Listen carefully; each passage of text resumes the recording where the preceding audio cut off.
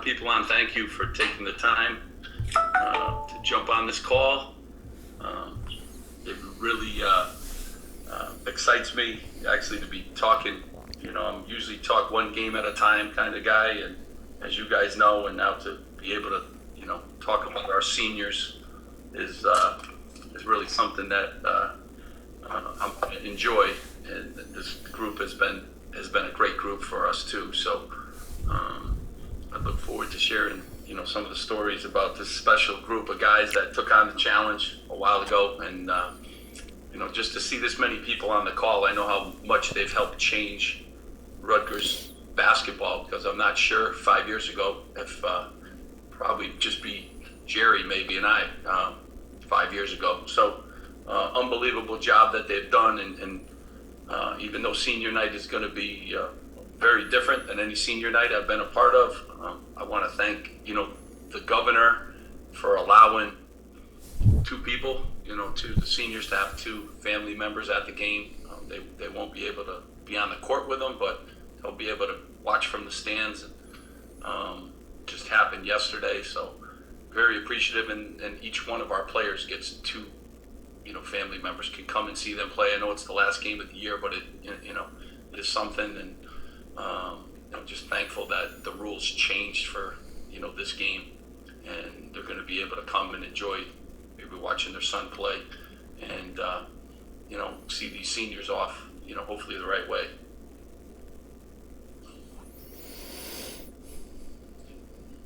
Steve, let's start with Gio. He's been here the longest. What has he meant to the program, and specifically, what has he meant to you as a coach and as a man, and what's your relationship with him like? Give us an idea. Well, I mean, first of all, Jerry, it'd be remiss all six of these guys. I think Gio, from day one, and Jacob's been with us for 3 years, and Miles 4, and Duke 4, and Luke 4, and Nick Brooks 3 years.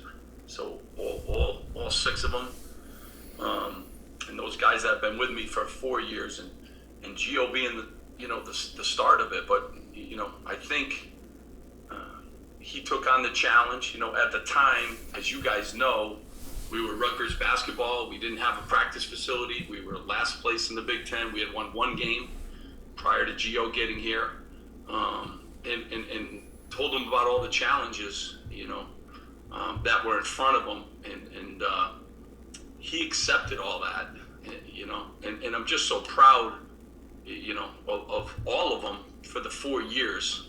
They made it a call today where there's a zillion people on.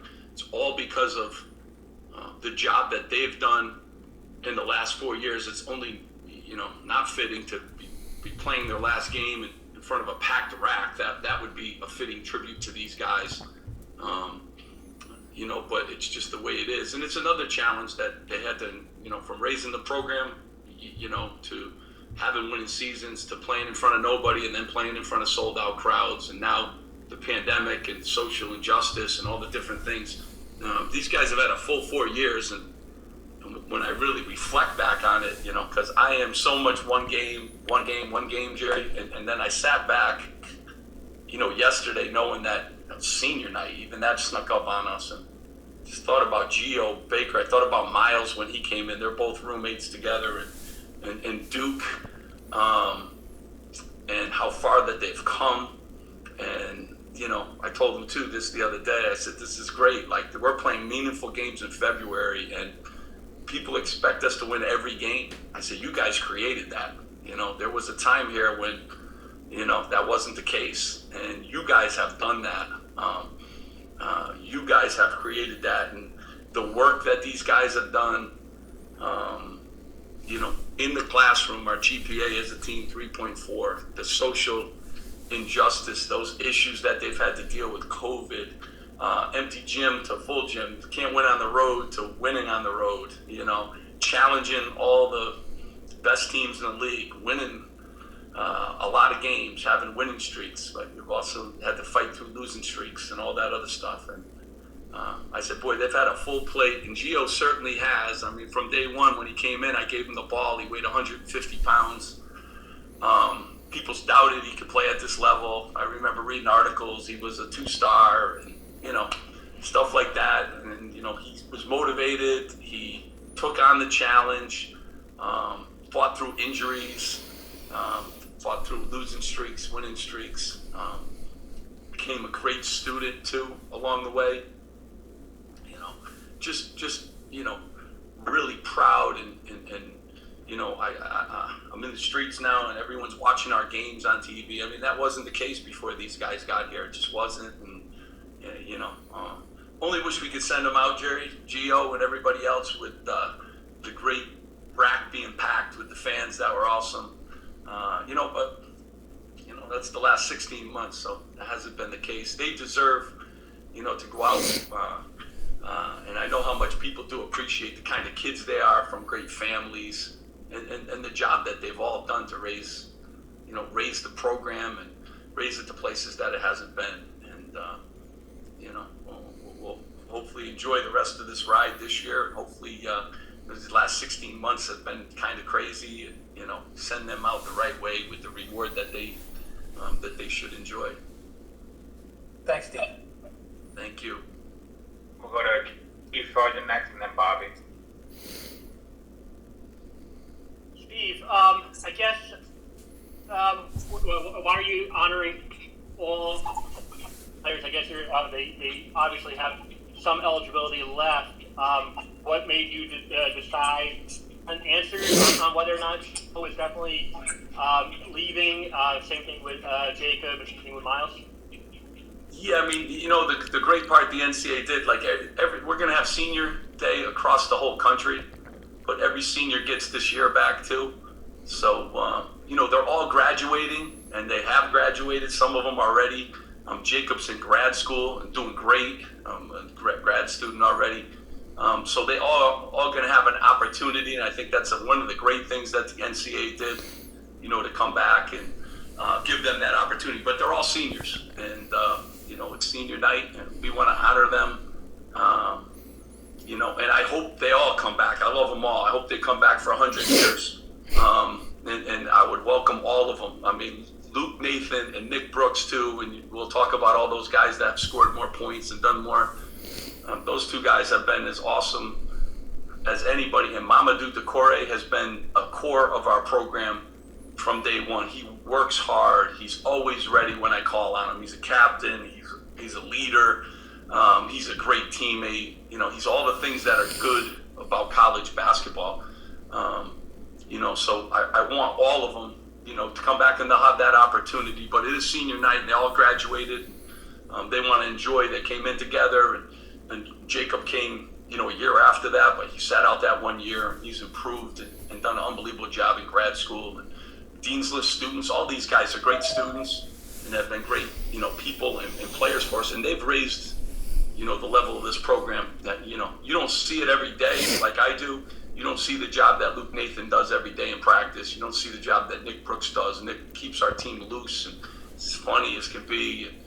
You know, Luke Nathan is the number one guy on the bench cheering for people, works as hard as anybody. Just another great kid and from a great family. All these kids are from great families. So I appreciate that the NCAA gives them an extra year, all of them. And if they all want to come back, I would be the happiest and honored coach in America. But they are seniors and they deserve a day, even though the gym will be, I'll have a few people this time, but they deserve a day. And you get those uniforms and those jerseys framed for them. And it meant a lot to us, so they deserve a day to themselves. Steve, you talked about the importance all season of bringing a team bringing their own energy. Do you get the sense the energy's already raised with the fact that the parents can come watch these guys play this last game? Well, I mean, I hope so. I mean, it's still. I mean, we just found out about that on Monday, so we've been, you know, trying to get parents. It's hard to turn around, and some parents don't want to travel because of the, you know, COVID and stuff. So hopefully we'll get as many as possible, you know, to come. It's one game, but you know, thankful that they have that opportunity. But it's not as easy as it sounds, especially at this last minute. But you know, these kids have done a lot for our program, and you start marking down senior night, you know, like, and I think it hits some of them, you know, differently. Even though the gym's empty, you know, they'll play with energy. They'll be ready when the ball is thrown up. And expect them to do what they've done for all 4 years, like represent our school the right way, represent our basketball program, represent their families. I mean, they should get a ton of credit for the types of kids they are and accepting the challenge. You know, Gio's done nothing. Miles, they've done nothing but accept challenges since they got here. Indiana's another huge challenge. So expect them to do what they've always done and do it the right way with smiles on their faces and all those things. So excited about, you know, celebrating and gave me a chance too to really reflect back and what great kids and how far they've come too and how much better they've gotten. I mean, it's always great to really reflect back and see, you know, the improvements of the program because of them and the improvements they've made personally in the game of basketball and in school and in every other area. We'll go to James Crouch next, and then Chris Kowalski. I guess, Steve, getting back to obviously the year of eligibility as a coach, do you have to just kind of have the mindset that you're saying goodbye to everybody, and then you'll figure out what comes after the season ends? Yeah, James, I think like where we're headed now with college basketball is you go 1 year at a time. You know, I think that's where it's, you know, that's where it is. And you know, I've talked to, you know, many coaches about that. You know, you enjoy the guys while they're here. You always appreciate them, and I try to really enjoy them because, you know, next year's never, you know, so many different things going on and in this world and with the options that everyone's going to have. You just try to enjoy and appreciate the guys, and you know, if they're Scarlet Knights forever. You know, if they play for me for 1 year or play for me for half a year, I will always be a part of trying to help them, you know, go on and do whatever they need to do. But you know, these 6 kids in particular can be successful in so many different ways. They really are. They're great kids. They're great students. They're workers. They come from great families. They're going to do a lot of great things, but I do think, James, that's how, you know, college. I mean, I think about these guys took on the challenge at the beginning of the year. I said anyone can opt out. Like, you don't have to play this year. And I think about how many players in college basketball have done that, opted out, and teams have opted out. You know, these guys took on the challenge of COVID, just like they've taken on every challenge, and we haven't had pause. Like, it's unbelievable. Like, I told the coach that the other day, and he was like stunned. Like, and I said that this is this group. So just, you know, the amount of challenges that they had, then they took that on at the beginning of the season. They basically been, you know, since June, you know, in their own bubble here, you know, with basketball and, you know, taking internet classes and seeing none of their classmates and all that stuff. They took on that challenge, and they didn't have to, you know, so thankful, you know, that's another challenge that they had to, you know, wrestle with, and that they've done such an unbelievable job in that, and that we're playing every game, and that we're practicing every day, you know, is really, you know, remarkable on their part. Hey, Coach, I know going back to the family being able to come, do you know whose family is able to come, and, you know, do you get a sense how special it is for the guys to have some parents there? Yeah, I mean, again, the rule, I found out yesterday at like 11 o'clock, so people are scrambling. You know, I do know some can't make it, some don't want to travel because of COVID, but as many, you know, as possible, I hope can come. I don't have numbers on that stuff. 2 each person can get to. You know, they can't be on the court like we normally have, you know, if they're not part of Tier 1 testing, but they're going to be able to sit in the stands and, you know, be able to see their son play. You know, it is kind of, I'm thankful that that's kind of been passed quickly here, but they're all trying to make plans now, and, you know, it's harder for some than others, and some are worried too about, you know, about COVID, as they should be. I got a couple more for Coach. We'll go to Aaron next. Hey, Coach. Talking specifically about Miles and Gio, obviously on the court they made a big impact, but what is their leadership brought to this program? How has their perspective helped from where the program was when they got here, and what qualities make them special leaders with this program? I mean, you know, those two guys, and, you know, Jacob Young too, you could add Duke, all those guys into this, you know, category. I mean, they've really raised the level of this program, and that has helped us in every way. It's helped us build a new practice facility. It's helped us get better recruits. It helped us with the perception too of the program. We're developing guys, and guys are great students academically. I mean, I think Miles has made the dean's list every semester that he's been here in the School of Engineering. I mean, not only just great people that have represented our university the right way, and have grown too. I mean, Gio was 145 pounds when he got here. Miles, had the red shirt his freshman year and did an unbelievable job red shirt, getting into great shape. And, the gains that, Jacob has made. And I will tell you too, Duke, whenever he's called on, he's ready. And he's been as good a teammate and a leader as you could have for 4 years. A good example of a guy who, hasn't been home in 4 years to Miles, just is a Rutgers guy. And Luke Nathan, he's Rutgers through and through, and Nick Brooks, what they have done every day in practice. The most excited guy to practice is Luke Nathan, and brings that energy every day. And Nick Brooks brings a laughter and a part to our team that we need. So they always have, and Gio and Miles have been two pillars really for us, on and off the court. In the classroom, Miles has started a foundation. I mean, how many college kids are starting a foundation to help other people? Gio, with all the stuff he's done, social justice, all the challenges in our social climate that he's had to, answer to and talk about, and different things that he's done.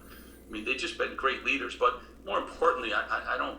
When you sit in a room with a kid and you take on a challenge, you sit both those guys down and said, hey, we haven't been very good here. They know the record before we got here, and we didn't have the shiniest facilities to show them back then. We didn't have the record of winning games in our league, all those things, and they just came, and they were accepting of those challenges, and they've gone about every day trying to make Rutgers basketball better. And they've succeeded. They have succeeded, and I love the fact that every game now is we got to win, and we got this great. That's what they did.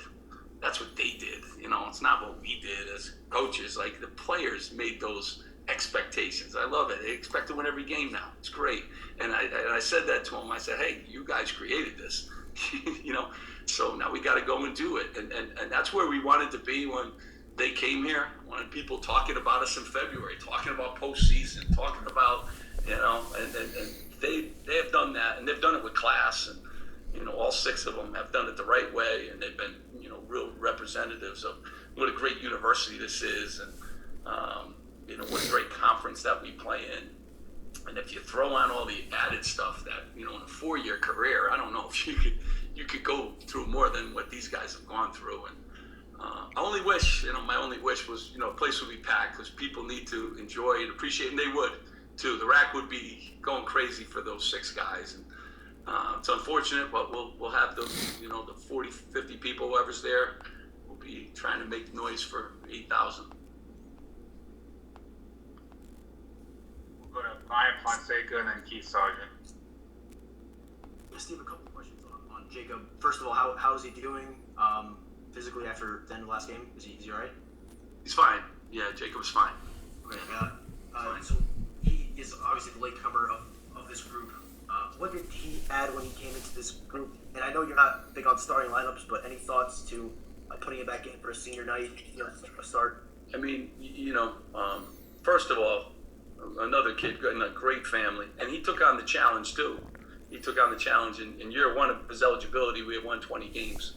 And I will tell you, he's had a great senior year. He really has. He's one of the elite defenders in the country, and he's improved, and everyone knows it. I see it every day in practice. He loves basketball. He's going to play basketball for a long time, and he's in grad school, and he's got a 3.5 grade point average in grad school. So, what can I say, about Jacob Young, other than it's been an unbelievable 2 years, and real proud that he came on board. He accepted the challenge too, and he was here, the year before too. The old rules where you have to sit out, those will be gone, coming up soon. But he had to play through the old rules where you have to sit out a year, and that's a year where you got to get better and you got to help us in practice. And he did that, that year too. So even though he couldn't score points for us on the court, he really, helped us in a lot of ways. And I just love his development. He's gotten better in every area. And he's got a great smile. He plays with great energy. And another guy graduated in grad school and he's going to play basketball for a long time. So thankful. And I know, we'll miss, when I look at a scouting report and I know another team has a really good guard. And there's one guy in the room that always, I got him. And that's how he's been all year this year. And I know people don't keep stats on those things, but we do. He's held every leading scorer that he's guarded. I mean, some of them under half of their average. He's really done an unbelievable job of embracing both ends of the floor, but especially that end of the floor. And it's not talked about probably enough. I mean, the job that he's done defensively, and same with Miles too, and is elite, and the improvements that they've made really, a credit to them. Go ahead, Sarge. Steve, we were talking to Graciano in December about them and not having going on pause. I think they were one of only 2 or 3 Big Ten teams not to do it. You're in the same boat. I know it's always a knock-on-wood situation. I know you mentioned it earlier, but is there anything that you could pinpoint to why you've been able to get through this COVID season unscathed? I mean, really, it's the same way. The leadership of our players. They're in the dorms. They're away from here. 20 hours a day. So the discipline that they've had, the commitment too, that they've had to wear their mask, and there have been outbreaks on our campus. There have been some in the building, in our practice facilities with some programs, and to be able to navigate, all of that. And it's, as you guys know, it's an invisible virus, so it could get you, at any point in time. But really just a credit to, their dedication, and they haven't seen their families. I mean, this has been going on too. This is 16 months of it. It started last, in January. So 14 months. So this has been a long journey for them with COVID and trying to navigate all that. But I mean, it's leadership, it's discipline. It's those guys held each other accountable, because there's a lot of hours that we're not with them, and when they're with us, we're always preaching it, and we're always trying to do all the right things with film sessions and different things. But they've had to do it. They've had to sacrifice, and they've had to not go home or not go to that social gathering when everyone else was probably doing it. And it's really unbelievable. It really is. And I know a lot of coaches in the country. I mean, when I tell them that, they just can't believe it, because they've had issue after issue after issue, and some have shut down their seasons. Some kids have opted out during the season, that kind of thing, because there's a lot on you to continue to not get it, and the lessons we're teaching them, and double masking, and then the travel protocol is always different. So I know it's been well spoken about, but really a tip of the hat for our guys that they can get out and play every game, and we haven't missed one game, and and tip of the hat to the other teams too, because they're a part of it. If they're in protocol, then we don't play the games. I take just 2 more for Coach, so then we can get some seniors in here. We'll go to James Kratz and then Brian Fonseca. Steve, I guess, how do you feel the team's responded to the past few days in practice, and do you feel like you're ready to put a better foot forward against Indiana tomorrow night?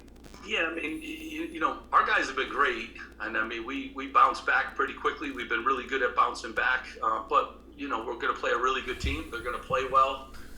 Indiana obviously is, I don't know if they've won, is it 5 national championships? I mean, it's a big time program, and Archie does an unbelievable job, and they have as good at big guys there is in the country, and they're playing really well defensively. So we're going to have our work cut out for us, but our guys will be ready. I have a lot of confidence in these guys, and we're playing for a lot. You're playing for your seniors. You're playing for a lot, and I just keep telling them, we got to do what we do, and don't go up and down as everyone else. Just play. You guys are good, and you've proven you've been good, and you've been good for a few years, and you've done it in the best league in the country. So you guys know exactly how we need to play and be connected and all those things, and we'll go out there. We have a lot of season left. I know no one wants to hear that. We have 4 games left. We have a game in the Big Ten tournament. There's a lot of ways. I love the fact that, I used to coach at Stony Brook for 11 years. You had to win every game, and then you had to win the whole tournament. No one cared about anything else. Here, you got a lot of ways to continue your season. And we got a lot of season left. We got to play that one game at a time. I know you guys don't want to hear that, but that's all we can do in a league like this, one game at a time. And we'll be well prepared. We'll have a good practice today. Guys were in good spirits yesterday. I think the seniors are excited that, family members could come. And we'll continue to do what we do. That's grind and have it prepared. Steve, you've touched on this, but the expectations that this group has created for this team, you guys lost 3 of your last 4. The fan base is getting a bit restless. Do you have a message to them heading into the stretch run of the season? Yeah, I love the fan base. I love that, 5 years ago they weren't talking about anything. So, you guys, all the talking, you could do, on the court, it's a lot harder than you guys think. I will tell you that. It's a lot harder than you think, and, our guys have been in a bubble now for, the last 14 months, really. And they're going to continue to do what they do. And, it's changed. Every game, every halftime is critiqued. It's just, changed. Play the season. Every game isn't the Super Bowl. Basketball's a tough sport. You can't win every game. I know some teams may be able to. I don't know if it's Gonzaga. But in this league, you're going to have your ups, you're going to have your downs, you're going to have streaks where you're playing well, you're going to have other streaks. I have a lot of faith in this team. I have a lot of faith in the players in this team. We've gotten through a lot of challenges. I think last year was the last game. We had to, one road game, so overtime we had to, you got to go through, you got to grind it. You got to enjoy the chapters of the book. I know sometimes the fans don't enjoy them, but those are all part of the journey.